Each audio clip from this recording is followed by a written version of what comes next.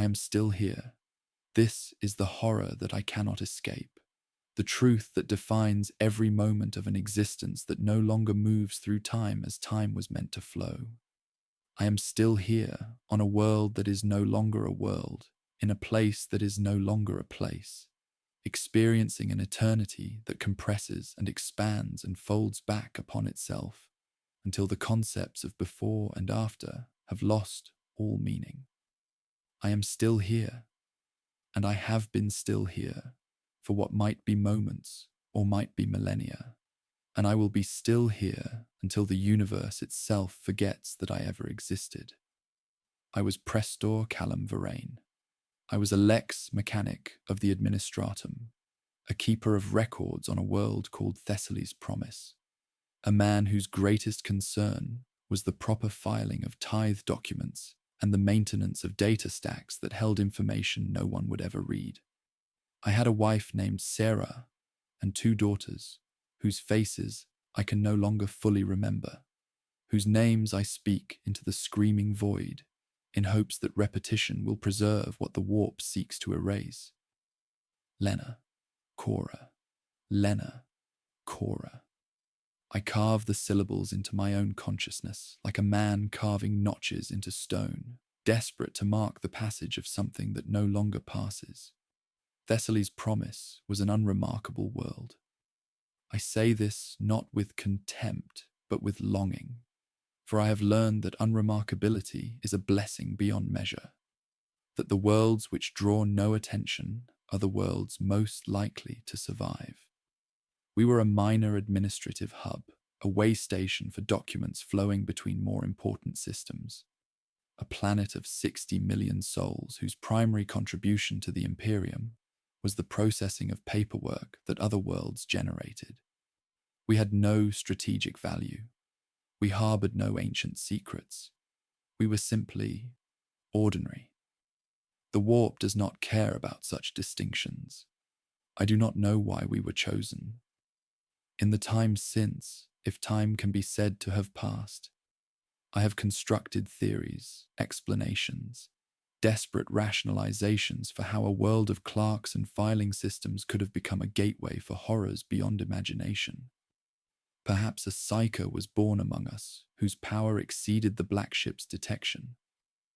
Perhaps a cult had taken root in some subsection of our bureaucracy, worshipping in secret, weakening the barriers between dimensions with rituals we never suspected. Perhaps it was simply chance, the random cruelty of a universe that requires no reason to destroy. Or perhaps we were always meant to fall. Perhaps Thessaly's Promise was marked from its founding, its fate written in the architecture of reality itself, a sacrifice that some cosmic calculation had deemed necessary for purposes that mortal minds could never comprehend. I no longer seek answers. Answers require a framework of cause and effect that does not exist in this place.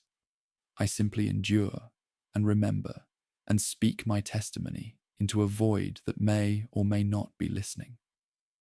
The first sign was the light. I noticed it during my morning transit to the administratum complex, a subtle wrongness in the quality of the sun's illumination that I could not quite identify. The shadows fell at angles that seemed slightly off, as though the geometry of our world had shifted by degrees too small to measure, but too significant to ignore. I mentioned it to my colleagues when I arrived at my station, and they laughed, good-naturedly, as colleagues do when one of their number voices a concern that seems absurd. The light was the light. The shadows were the shadows. I was working too hard, they said. I needed rest. I did not rest. I filed documents and processed requests and performed the duties that had defined my existence for 23 years of service.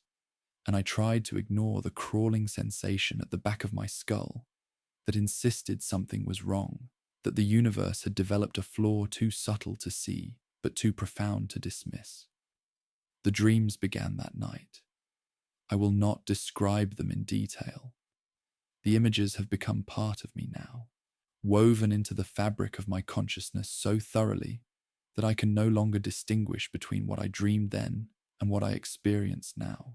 But I will tell you that I woke screaming, that Sarah held me while I wept without knowing why I was weeping, that my daughters looked at me with eyes that held the first seeds of a fear they were too young to understand.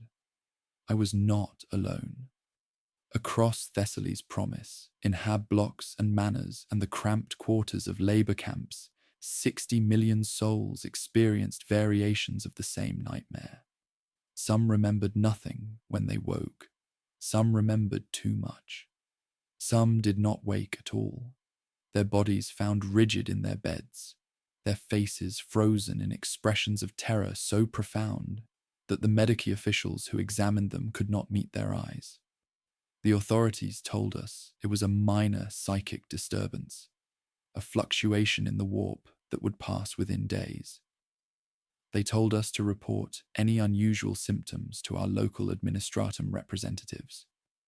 They told us to remain calm, to continue our duties, to trust in the Emperor's protection. The Emperor's protection. I clung to those words as the days passed, and the wrongness grew stronger, as the light became more distorted, and the shadows began to move in ways that shadows should not move. I prayed for the first time since childhood, reciting litanies I had learned in scholar and promptly forgotten, hoping that the words would carry some power, even if I did not fully believe in the God to whom they were addressed. I do not know if the Emperor heard me. I do not know if he could have helped, even if he had. What I know is that the prayers changed nothing, that the wrongness continued to spread, that the fabric of our reality was being pulled apart, thread by thread, by forces that no amount of faith could resist.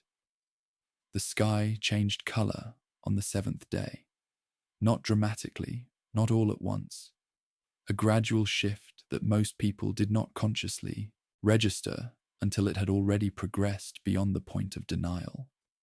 The blue that had canopied our world since its terraforming millennia ago began to take on hints of purple, of red, of colours that had no names in any language I knew.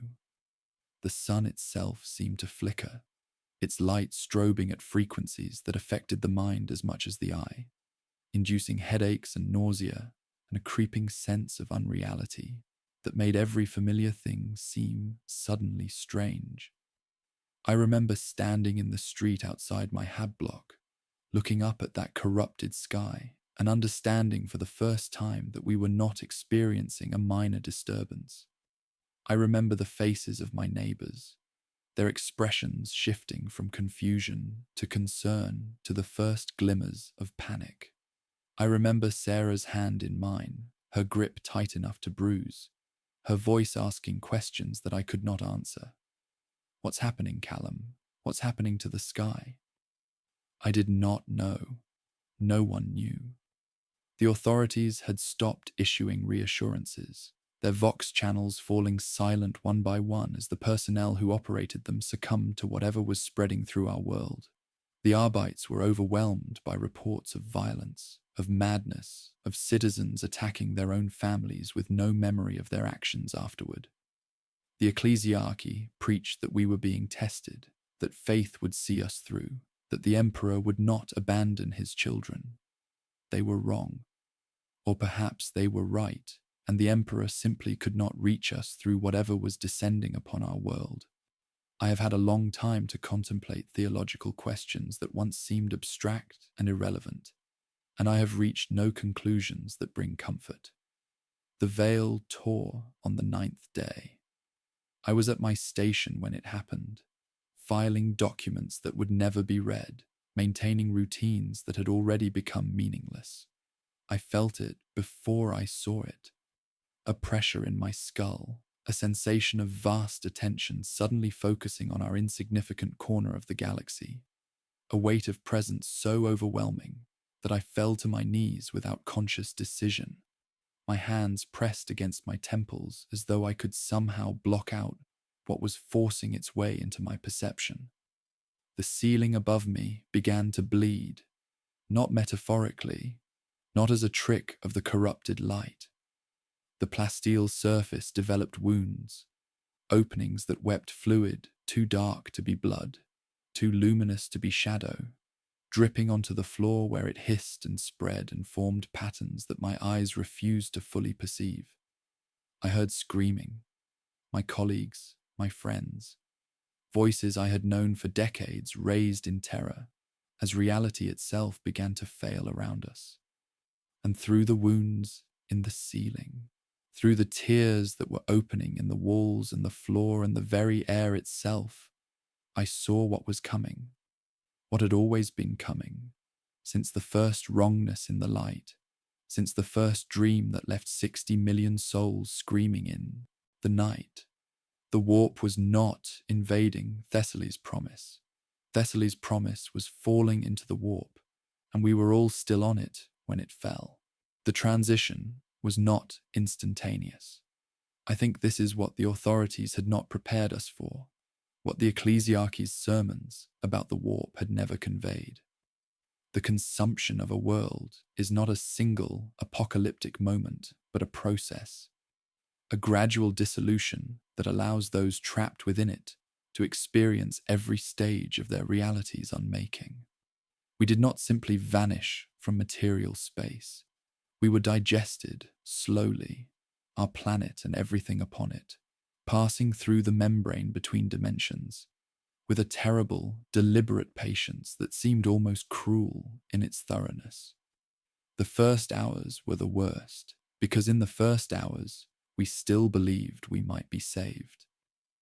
I gathered my family in our HAB unit, barricading the door against neighbors who had ceased to be neighbors, who wandered the corridors with eyes that no longer tracked movement and mouths that spoke in languages that had never been spoken by human tongues.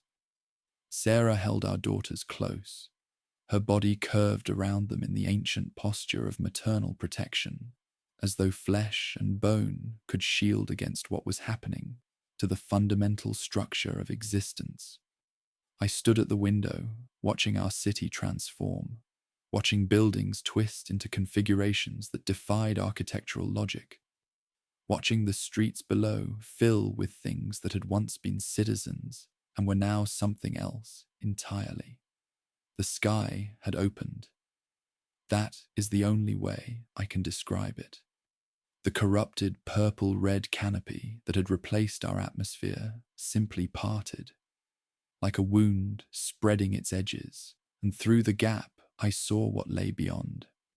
I saw the warp, not as astropaths describe it, not as the navigators perceive it through their third eyes, but raw and unfiltered, a dimension of pure psychic energy that pressed against my consciousness, with a weight that threatened to collapse the architecture of my sanity.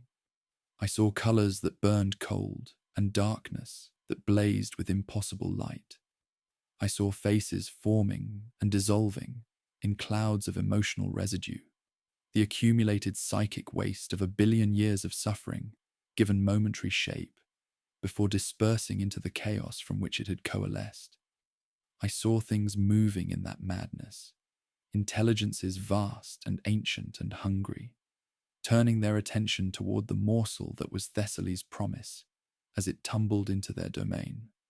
I screamed. I know I screamed because I felt my throat tearing, felt blood fill my mouth from vocal cords pushed beyond their capacity, felt Sarah's hands pulling me away from the window as though distance might help, as though anything might help against what was coming.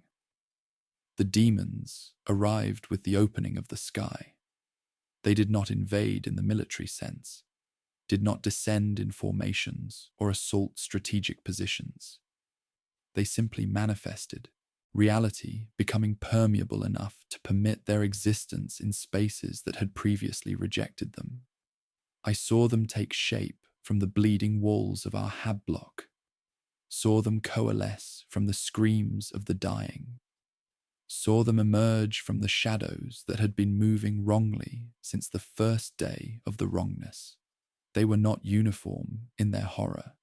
Each one was unique, a reflection of whatever emotion or concept had spawned it in the depths of the immaterium, a nightmare given flesh by the psychic energy that now saturated every molecule of our drowning world.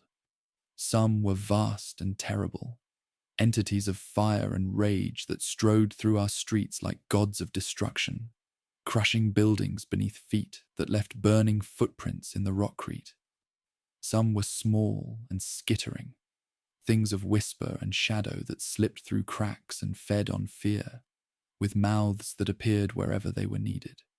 Some were beautiful, achingly beautiful, forms of such perfect seduction that those who looked upon them walked willingly into embraces that unmade them cell by cell.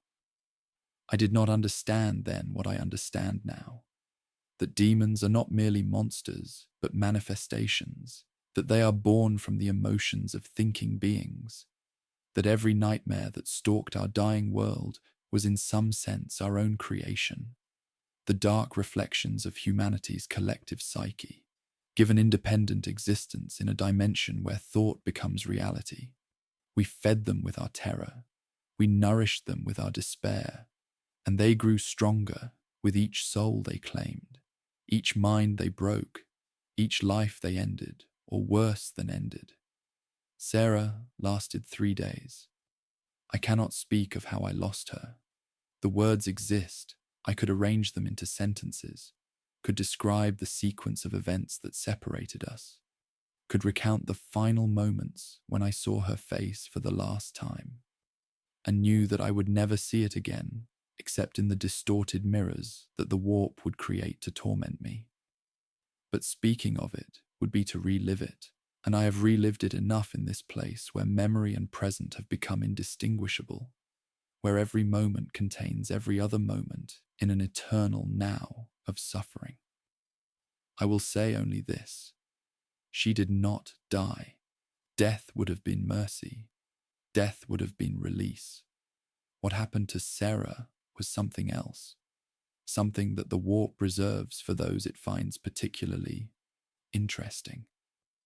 I pray that she has found oblivion. I pray with whatever fragment of faith remains to me that her consciousness has finally dissolved, that she no longer experiences what was done to her, that somewhere in the infinite madness of this dimension, she has achieved the annihilation that is the only true escape. I do not believe my prayers are answered. I do not believe they are even heard. My daughters, I lost separately. Lena first, then Cora, each one torn from my grasp by forces I could not fight, currents of unreality that swept through our hiding places and claimed them for purposes I refused to imagine. I searched for them. I am still searching for them. In the geography that has replaced the geography of Thessaly's promise, in the twisted mockery of our world that the warp has created from our collective memory, I wander and call their names and find only echoes that return in voices that are not quite theirs. Lena, Cora. The syllables have become a liturgy, a prayer, the only anchor I have to the man I was before the sky opened and everything ended. I was not alone in my survival, if survival is the word for what we experienced. Others endured the first days, the first weeks, the first indeterminate period of the transition. We found each other in the ruins, drawn together by some instinct that transcended the madness surrounding us, forming small groups that huddled in spaces where reality seemed marginally more stable. There was Magos Terevant, a tech priest whose augmetics had partially shielded her consciousness from the worst of the warp's influence, whose mechanical components continued to function even as organic minds dissolved around her. She spoke in bursts of binary interspersed with Gothic, her cognitive processes fragmenting and reassembling in ways that produced insights none of us fully understood. There was Brother Cassius, an ecclesiarch whose faith had proven both blessing and curse, strong enough to anchor him against the tide of corruption, but not strong enough to protect him from witnessing its effects on his congregation, his flock. the souls he had promised the Emperor would save. There was a child named Demos who had stopped speaking entirely, who moved through our group like a ghost, who seemed to perceive things the rest of us could not, and reacted to stimuli that existed only in dimensions adjacent to our own. He should not have survived. Children rarely did, their minds too malleable, too easily reshaped by the forces that pressed upon us from every direction. But Demos endured, and his silence felt like wisdom, like an adaptation we were too damaged to emulate. There was an Arbeits officer named Helene Croy, whose training had kept her functional through the collapse of civil order, who organized our small group into something resembling a unit, who insisted on protocols and procedures, as though structure itself could protect us from the structureless chaos that had swallowed our world. She was wrong, but her wrongness gave us purpose. And purpose was as precious as food or water, in a place where both had become unreliable at best. 6 of us, in the end. 6 survivors out of 60 million. 6 souls still coherent enough to recognize each other as human, to communicate, to share the burden of witness that had become the only thing we could offer the universe that had abandoned us. I learned from them.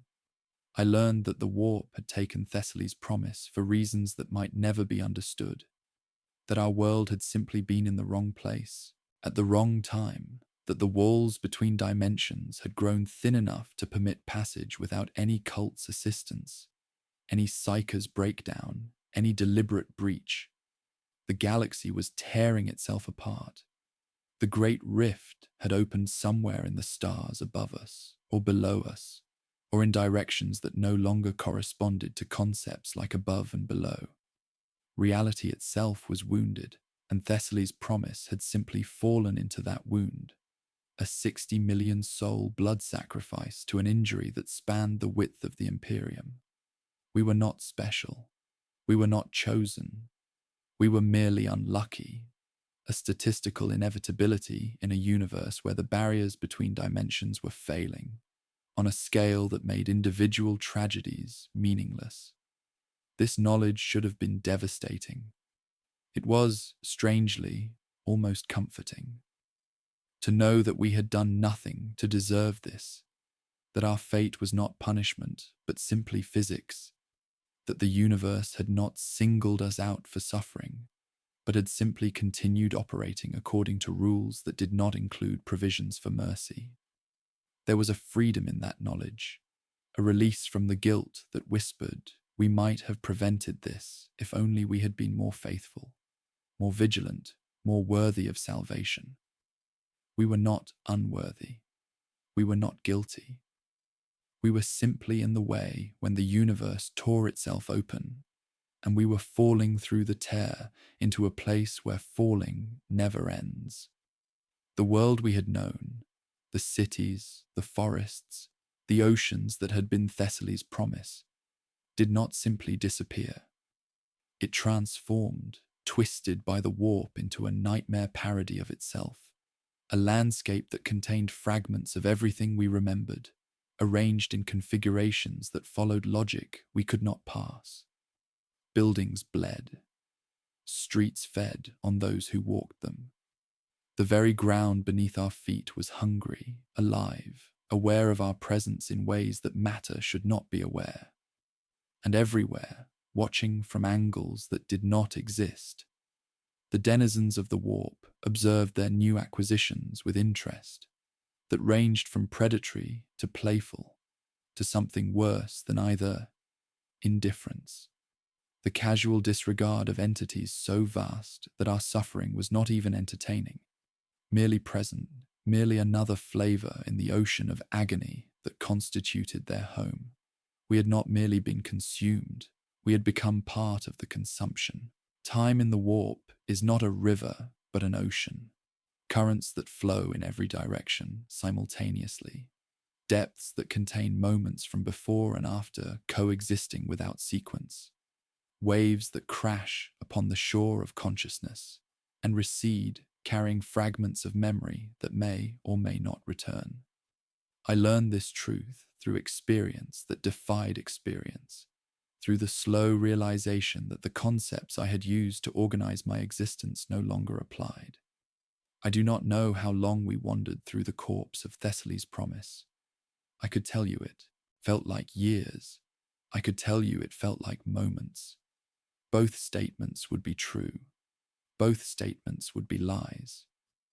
The warp does not permit such simple measurements, and those who try to impose them upon its chaos find only madness waiting at the end of their calculations. We walked through cities that had been our homes and were now labyrinths of malice, structures that rearranged themselves when we were not looking, streets that led to destinations they had never connected to in the world we remembered. The architecture had become predatory, buildings leaning toward us as we passed, windows watching with attention that glass should not possess, doorways that opened onto spaces that had no relationship to the rooms they had once contained. Magos Terevant was the first of our group to begin changing. I noticed it in the quality of her binary emissions, the patterns of ones and zeros that had once carried meaning, becoming something else. Not corrupted exactly, but evolved, adapted to frequencies that standard cogitators could not process. Her augmetic eyes, which had been simple red lenses when we first gathered, began to glow with colors that shifted outside the visible spectrum, perceiving things that the rest of us could only sense as pressures at the edges of our awareness. The machine's spirits are singing, she told us, her voice a harmony of flesh tone and mechanical resonance that had not been present before. They sing of patterns in the chaos, of order that exists beneath the disorder, of a logic that transcends the logic we were taught. I am learning their language. I am becoming fluent in the grammar of unreality. Brother Cassius urged her to resist, to cling to the Omnissiah's teachings, to reject the knowledge that was being poured into her consciousness. But she only smiled, a smile that showed too many teeth, teeth that had begun to multiply in her jaw like crystals forming in a supersaturated solution, and continued her communion with entities that the Mechanicus had spent millennia pretending did not exist. She did not turn on us. This was perhaps the most disturbing aspect of her transformation. She remained functional, remained helpful, remained in some sense the same person we had found in the ruins of her forge temple. But she was also becoming something else, something that could navigate the warp's impossibilities in ways we could not, something that the chaos around us recognized as kin. I asked her once if she was still loyal to the Imperium, still committed to our survival, still human in the ways that mattered.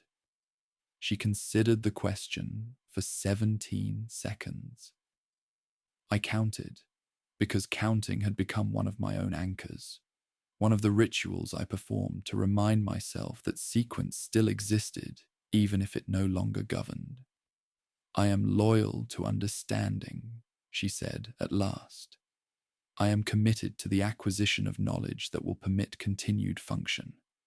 I am human in exactly the same proportion as I was before the fall. 53% organic material, 47% blessed mechanism. The percentages have not changed, only the nature of the blessing has evolved. I did not know how to respond to this. I am not certain there was a response that would have mattered. Brother Cassius fell next, though his fall was different. Not a transformation, but a breaking, a collapse of the faith that had sustained him through the initial horrors into a void that nothing could fill. I found him kneeling in what had been a chapel, before an altar that still bore the Aquila, despite the corruption that had transformed everything around it. He was not praying. He was weeping, tears that ran down his face and dripped onto the floor where they hissed and steamed, as though even his grief had become toxic in this place.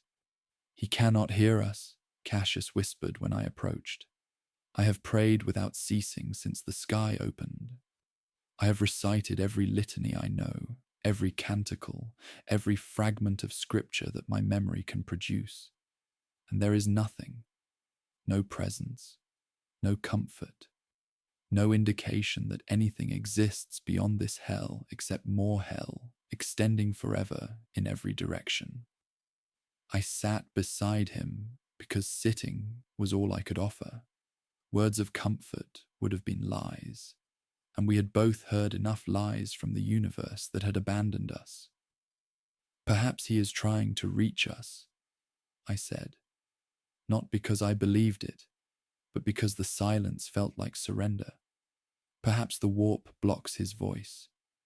Perhaps he never existed.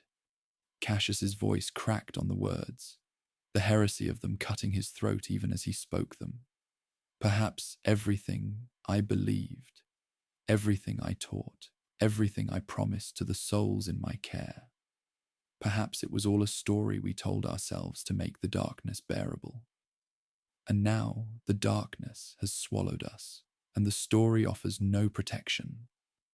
And I am left with nothing except the knowledge that I devoted my life to a lie. He did not survive much longer after that conversation. Not because he died. Death, as I have said, was a mercy the warp rarely granted, but because the man who had been Brother Cassius simply ceased to exist, replaced by something that wore his face and spoke with his voice, but had nothing behind its eyes except hunger. We fled from what he became. We did not look back. We did not mourn, because mourning required the luxury of safety, and safety was a concept that had lost all meaning. Helene Croy held on longer than most, her Arbeitstraining providing a framework that the warp's chaos could not easily dissolve. She insisted on protocols, even when protocols were absurd, on discipline, even when discipline served no purpose, on the maintenance of imperial law in a place where the Imperium was nothing but a memory growing fainter with each passing moment. We will survive, she told us, again and again, the repetition a prayer of its own kind. We will find a way out.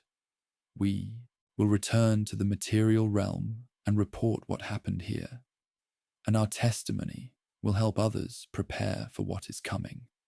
Our suffering will have meaning if we make it have meaning.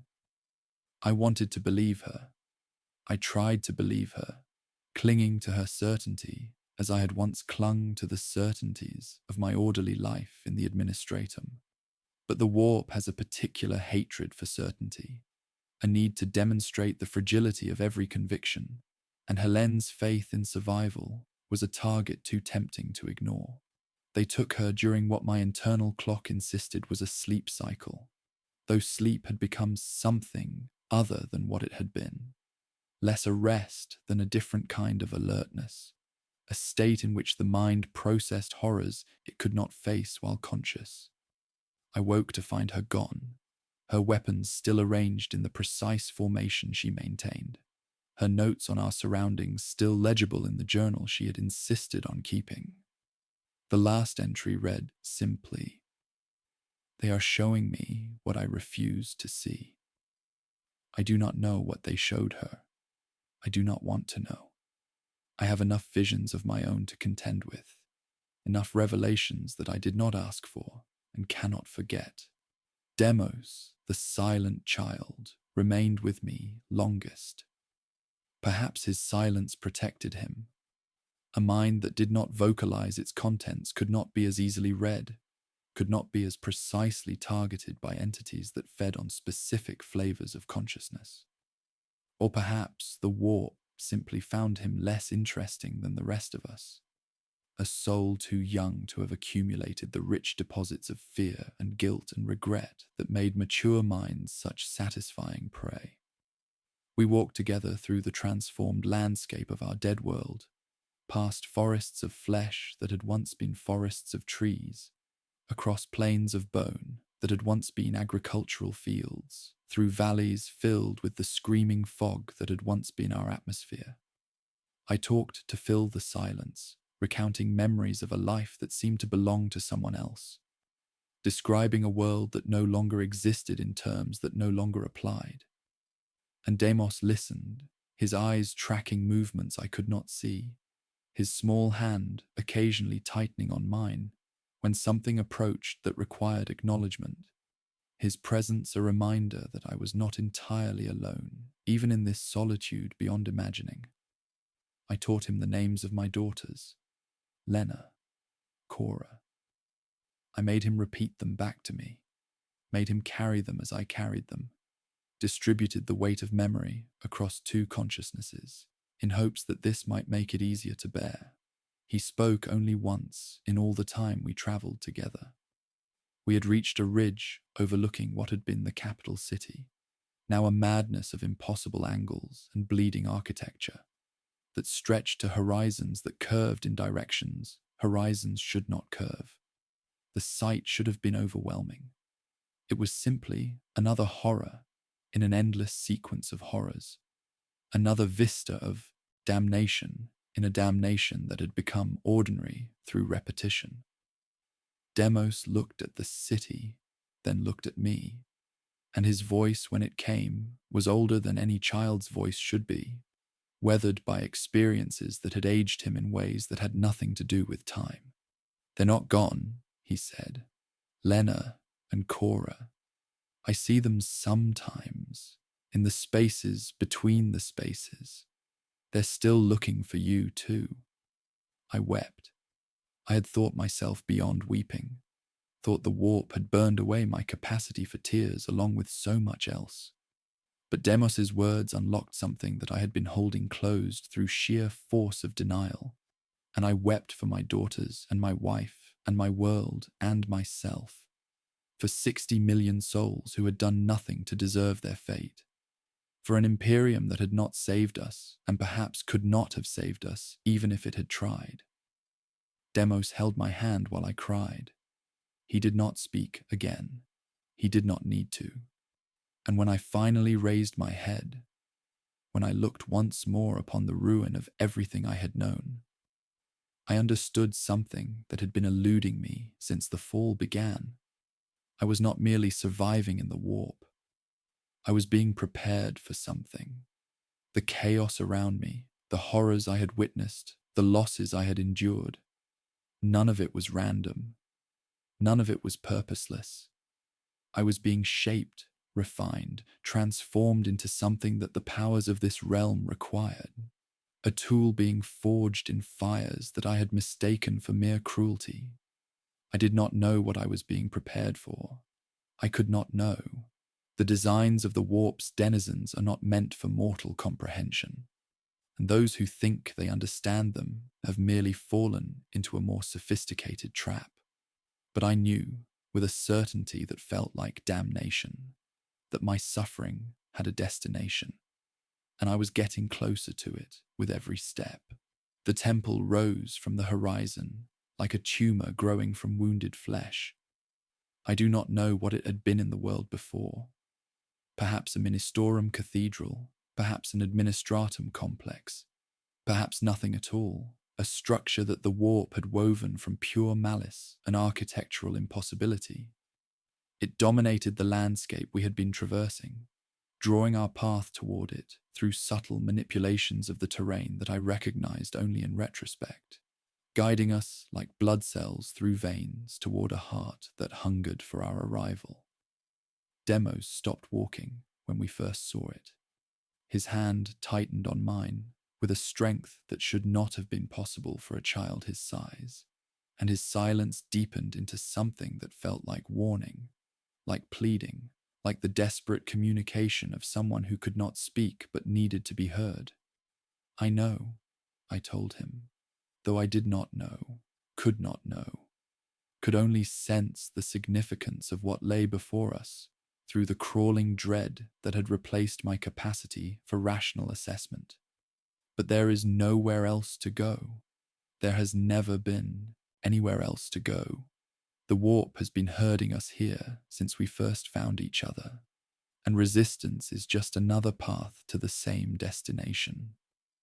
He looked up at me with eyes that had seen too much, that carried knowledge no child should carry, and I saw in them a reflection of my own resignation, the exhausted acceptance of one who has struggled against the inevitable until struggle itself has become too heavy to maintain. We walked toward the temple. There was nothing else to do. The approach took longer than geometry suggested it should, the distance between us and our destination expanding and contracting, according to rules that had nothing to do with movement through space. I counted my steps, an old habit, a remnant of the man who had once found comfort in numbers, and found that the count refused to remain stable, increasing and decreasing, even as my legs continued their mechanical rhythm. 3,000 steps, 300, 3,000,000. The numbers were lies, but I counted them anyway, because the alternative was to exist in a present without anchor, without measurement, without any framework that might distinguish one moment from the next. The temple's entrance was a wound. There is no other way to describe it, a vertical gash in the structure's facade that wept luminous fluid and pulsed with a rhythm that felt obscenely organic, obscenely alive. Symbols I could not read were carved into the surrounding stone, characters that seemed to shift when observed directly, that carried meaning I could almost grasp before it slipped away into the chaos from which it had briefly emerged. I felt them before I saw them. The presence of my daughters, Lena and Cora, the names I'd repeated until they became more prayer than language, suddenly bloomed in my consciousness like flowers opening in accelerated motion. They were here. They were inside. They had been waiting for me, had been part of the destination toward which I had been guided since the first moments of our world's fall. I ran. After all the walking, all the measured trudging through landscapes of horror, I ran. My legs finding strength I had thought depleted, my lungs pulling air that was not quite air into organs that still somehow functioned. Demos ran beside me, his small form keeping pace through means I did not question, could not question, had no space remaining in my mind to question. The interior of the temple was larger than the exterior could have contained. This was not surprising. I had long since stopped expecting the warp to respect such pedestrian constraints as volume and dimension. What surprised me was the familiarity of the space, the way it echoed chambers I'd known in the life before, offices and filing rooms, and the quiet corners of administratum complexes where I had spent 23 years learning to find meaning in paperwork. It had been built for me, or rebuilt, or grown, or dreamed into existence by something that had studied my memories and created a trap disguised as home. And there, at the center of that impossible space, seated at desks that might have been pulled from my own office on Thessaly's Promise, were my daughters. They looked up when I entered. Their faces were their faces. Lena with her mother's eyes. Cora with the gap-toothed smile that had been waiting for permanent teeth that would never now arrive. They wore the clothes I remembered dressing them in on the morning before the sky turned wrong, simple garments that had been purchased from hab-block vendors who no longer existed in a world that no longer existed. "Father," Lena said, and her voice was her voice, the sound I had been straining to remember through all the horror and loss and desperate prayer. "We've been waiting. We knew you would come. I should have been suspicious. I should have recognized the trap for what it was, should have understood that the warp does not return what it takes, does not offer reunions without cost, does not permit happiness to exist without corruption lurking beneath its surface. But I was tired. Emperor, forgive me. I was so tired. Tired beyond exhaustion, beyond the limits of endurance, beyond any capacity to resist the thing I wanted most in the universe that had taken everything else from me. I gathered them in my arms. I held them the way I had held them in the life before, when they were small and the world was solid and the future was something to plan for rather than something to fear. I wept into their hair, and their small hands patted my back, and for one moment, one crystalline moment that exists outside the chaos surrounding it, I was simply a father reunited with his children, and nothing else mattered. "Father," Cora said, her voice muffled against my chest, "we have something to show you, something important. The voices taught us while we were waiting. They taught us so many things." I pulled back. I looked at my daughters, really looked, with eyes that had learned to perceive the warp's deceptions through painful experience. And I saw what I had refused to see in that first moment of desperate hope. Their eyes were wrong. Not dramatically, not obviously, but wrong in the way that the light had been wrong in the days before the fall. A subtle corruption that revealed itself only to those who knew what to look for. The pupils were not quite round. The irises held patterns that shifted like oil on water. And behind those eyes, looking out through my daughters' faces, was something that was not my daughters at all. "You are not them," I said. The words cost me more than any words had ever cost. A surrender of hope that felt like dying. "You are wearing their faces, but you are not them." Lena smiled, and the smile was Lena's smile, but also something else, something that contained too many teeth and too much knowledge and too little humanity. "We are what they became," she said. "We are what the warp made from the raw material of their souls. We remember being your daughters, Father. We remember your voice singing us to sleep, your hands lifting us when we fell, your presence that meant safety in a world that was never as safe as you believed. Those memories are part of us now. They are the foundation upon which we were built. What do you want?" My voice emerged as a whisper, a broken sound that barely qualified as speech. "Why bring me here? Why show me this?" Cora tilted her head, the gesture achingly familiar, heartbreakingly wrong. "We want what we always wanted, Father. We want you to stay with us. We want to be a family again, here in this new world where everything is possible and nothing ever ends. The voices have shown us how to make a place for you, a role in the great design that gives meaning to everything, even suffering, especially suffering." I understood then what I was being offered. Not reunion, but recruitment. Not salvation, but a different form of damnation. A place in the hierarchy of the warp purchased at the price of whatever remained of my humanity. The things wearing my daughters' faces wanted me to become what they had become. "No," I said. The word was small. The word was everything. "I will not." Lena's expression shifted, disappointment mixing with something that might have been genuine affection, or the closest approximation that a being of the warp could produce. "You do not understand, Father.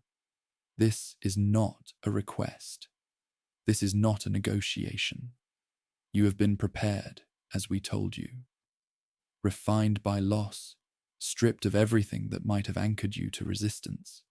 You were brought here because you are ready, because the suffering you have endured has made you perfect for the transformation we offer." The temple began to change around us. The familiar surfaces melted into something else. The comforting illusion of administratum offices giving way to the reality beneath. A cathedral of flesh and crystal and screaming. A space designed for rituals that would unmake whatever it touched and rebuild it according to specifications that served the warp's eternal hunger. Demos moved. I had almost forgotten he was there, so focused had I been on the things that wore my daughters' faces. But the silent child stepped forward, placing himself between me and them. His small body, a barrier that should have been laughable against the forces arrayed before us. "No," he said, and his voice was different now. Not the voice of a child at all, but something older, something that rang with harmonics I could not identify. "He is not yours. He was never yours. The threads were woven differently than you perceived." The things that had been Lena and Cora recoiled as though struck, their borrowed faces contorted with expressions that had no names in human emotional vocabulary. And I saw for the first time the truth of what Deimos was. Not a child caught in the warp's fall, but something else. Something that had been walking beside me for purposes I had never suspected. "You," Lena, that was not Lena, hissed. "You should not be here. You should not exist in this place. What are you?" Deimos turned to look at me, and his eyes were blazing with golden light.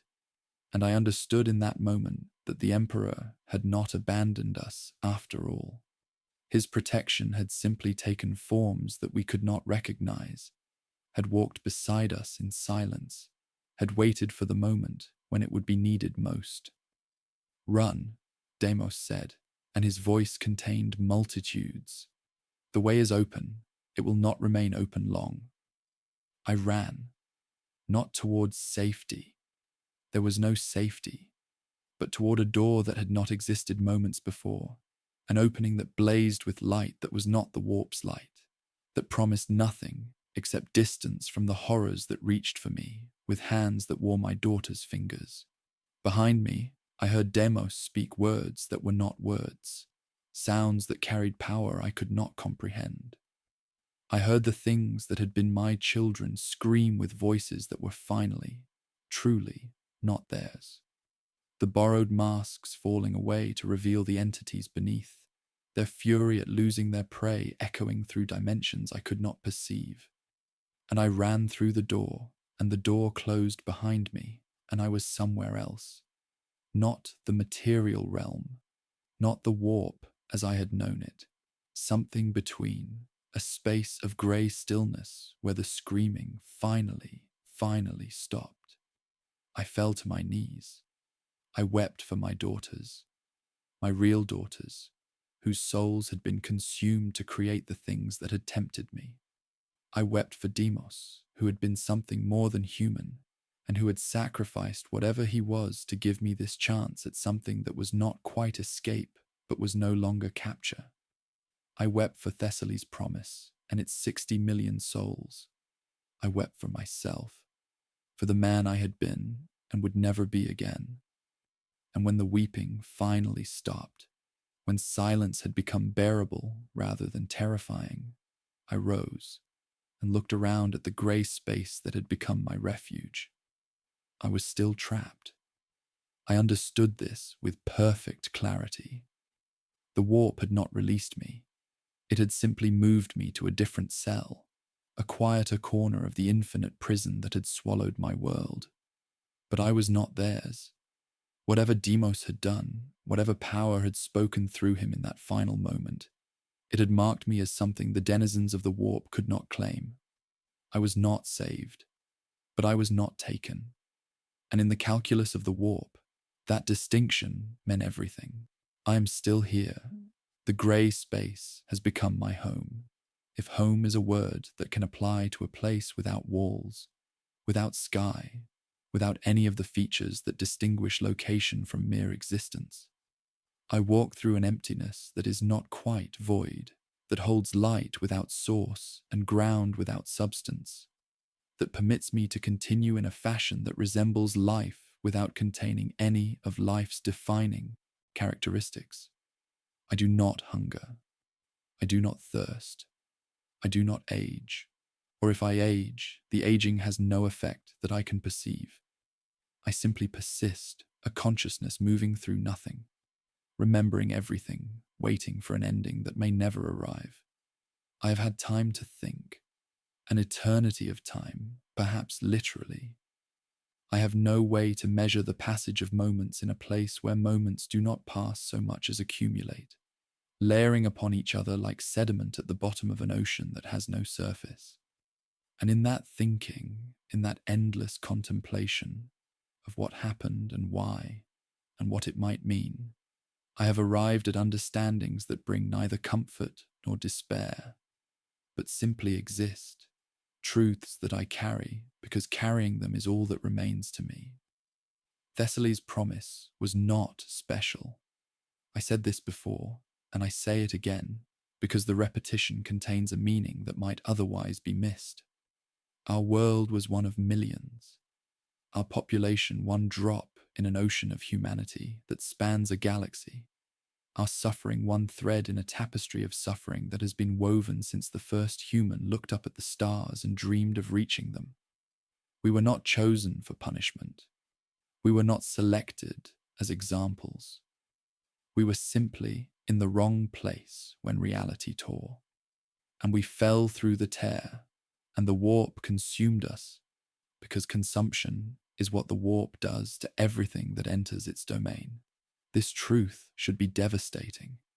It should rob our tragedy of meaning, should reduce 60 million deaths to statistical noise in a universe too vast for individual fates to matter. And perhaps it does, from certain perspectives. From the view of the High Lords of Terror, if they even registered our loss, we were merely a line item in a ledger of worlds that fall each year to the manifold threats besieging humanity. From the view of the Chaos Gods, if they deigned to notice us at all, we were a snack, a morsel, a momentary satisfaction of a hunger that can never be truly sated. But from my view, from the view of one who was there, who walked the transformed streets and watched friends become monsters and held his daughter's hands not knowing they would be torn away, the lack of cosmic significance changes nothing. My suffering was real. My losses were real. The faces of those I loved, now worn as masks by things that were never human, they were real. The universe does not need to care for the caring to matter. The meaning does not need to be external for it to exist. I have found meaning in the witness itself. Someone must remember Thessaly's promise. Someone must carry the names and faces of 60 million souls who lived and worked and loved and dreamed before the sky turned wrong and the dreams became nightmares. The Imperium will not remember us. We were too small, too unimportant, too easily lost in the vast machinery of a civilization fighting for survival on a million fronts. The archives that might have preserved our records were consumed along with everything else, our history digested into the formless chaos of the warp, alongside our cities and our citizens. But I remember Sarah, my wife, who laughed when she was nervous and hummed while she cooked and held me in the darkness when the first nightmares came. I remember Lena and Cora, my daughters, whose real faces I have had to reconstruct from fragments after seeing those faces corrupted, stolen, worn by things that had no right to wear them. I remember my colleagues at the administratum who laughed at my concerns about the light and died not knowing that my paranoia had been the only sane response to what was coming. I remember Margos Terravant and Brother Cassius and Helene Croy and Demos, especially Demos, the silent child who was never a child, who walked beside me as guardian and guide and revealed himself only at the moment of greatest need. I carry them, all of them. Every soul I encountered in the fall, every face I witnessed, transformed or consumed or simply erased from a reality that no longer had room for human forms. They exist in my memory, and as long as my memory persists, they are not entirely gone. This is what I can offer them. This is the only gift that remains in my power to give. The preservation of their existence through the act of remembering. The refusal to let them vanish into the chaos that claimed their bodies and their world. I do not know if anyone will ever hear this testimony. The grey space I inhabit seems disconnected from both the material realm and the warp proper, a bubble of stillness that might persist forever, or might collapse at any moment, depositing me back into horrors I am no longer equipped to face. I speak into emptiness, recording words that may never be received, committing my witness to a medium that may not exist outside my own perception. But I speak anyway. I testify anyway, because the act of testimony is itself a form of resistance, a declaration that what happened mattered even if the universe insists otherwise, a refusal to let the warp have the final word, even if the warp has already won every battle that could be measured in conventional terms. Thessaly's promise fell. 60 million souls were consumed by the immaterium, their world transformed into a nightmare landscape that serves the purposes of entities too vast and too alien for human comprehension. The warp opened its mouth, and we fell in, and the mouth closed behind us, and the galaxy continued spinning without noticing our absence. But I did not fall all the way. Something caught me. The Emperor's grace, perhaps, manifesting through a silent child who was never what he seemed, or simply a quirk of metaphysics that I will never understand. I exist in a space between neither saved nor damned, neither living nor dead in any sense that those words can meaningfully convey. And from this space, I remember, I witness, I carry the weight of a world's ending so that the ending does not go entirely unrecorded. If you are hearing this, if somehow, through mechanisms I cannot imagine, these words have reached you in whatever realm you inhabit, know that it can happen to you. Know that your world, however stable it seems, however protected by the Imperium's vast machinery of war and faith, is vulnerable to the same fate that claimed mine. The warp does not discriminate. The warp does not evaluate worth or importance or strategic value. The warp simply hungers, and when conditions align, when the walls between dimensions grow thin enough, it feeds. You cannot prevent this. You cannot prepare for it in any meaningful way. If your world begins to fall, if the light turns wrong, and the dreams turn dark, and the sky opens onto vistas of impossible color, there is nothing you can do except endure for as long as endurance remains possible. And then endure beyond that, and then discover what lies on the other side of endurance's failure. But you can remember. You can carry with you the faces of those you love, the names of those who matter, the small details that made your life yours rather than merely a life. The warp can take your body. It can take your world. It can twist your soul into shapes that serve its purposes and wear your memories as masks to torment those who loved you. But it cannot take what you choose to remember. If you hold tightly enough, if you make the remembering itself into a fortress that no assault can breach. This is what I have learned in the grey space between worlds. This is the meaning I have salvaged from a tragedy that should have been meaningless. This is my gift to you, whoever you are, wherever you are, whatever fate awaits you in a galaxy that offers no guarantees except suffering, and no certainties except loss. Remember, when everything else fails, remember, it is the one thing they cannot take from you unless you let them. I was Prestor Callum Verrain. I was a Lex mechanic, a keeper of records, a man who found meaning in the filing of documents that no one would ever read. I had a wife named Sarah. I had daughters named Lena and Cora. I lived on a world called Thessaly's Promise, and that world fell into the warp, and I fell with it. I am still here. I remember. And as long as I remember, some part of what we were survives. A small light in infinite darkness, a voice speaking into void, a witness to horrors that the universe would prefer to forget. Thessaly's Promise is gone, but I remain. and I will keep remembering until memory itself is no longer possible. This is my testimony. This is my purpose. This is all that I have left. It is enough. It has to be enough.